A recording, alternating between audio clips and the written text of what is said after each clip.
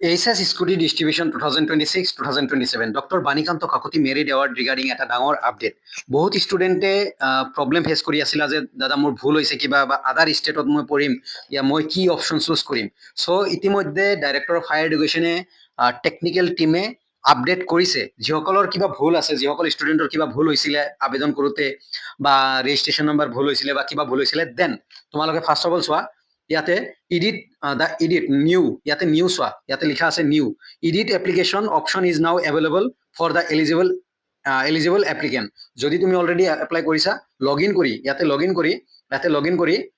কৰি তুমি এডিট কৰিব পাৰা। আৰু candidate those whose present institution is outside can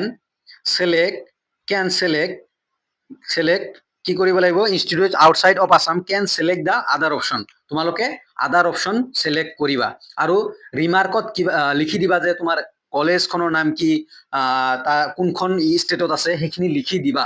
so' main মুদ্দাটো যে কাৰেকশ্যন কৰিব পাৰিবা। এটা ভাল খবৰ, এইটো ষ্টুডেণ্টৰ কাৰণে হৈছে। বহুত ষ্টুডেণ্টে ফোন কৰিছে ডাইৰেক্টৰ অফ হায়াৰ এডুকেশ্যনত, আৰু সেই ফোন কৰাৰ ফলত ষ্টুডেণ্টৰ এই প্ৰচেষ্টাত ডাইৰেক্টৰ অফ হায়াৰ এডুকেশ্যনে টেকনিকেল টিমক গাইড কৰিছে যে আপোনালোকে এইটো বস্তু নটিচ কৰক আৰু আপডেট কৰক। সেইকাৰণে এইখিনি বস্তু আহিছে। চ' তোমালোকে যিসকলৰ ভুল আছিলে প্লিজ কাৰেকশ্যন কৰিবা, আৰু যদি কাৰেকশ্যন কৰিব নোৱাৰা মোক কণ্টেক্ট কৰিবা। মই বা এপ্লাই কৰিব পৰা নাই এতিয়ালৈকে, মোক কণ্টেক্ট কৰিবা, মই এপ্লাই কৰি দিম বা কাৰেকশ্যন কৰি দিম।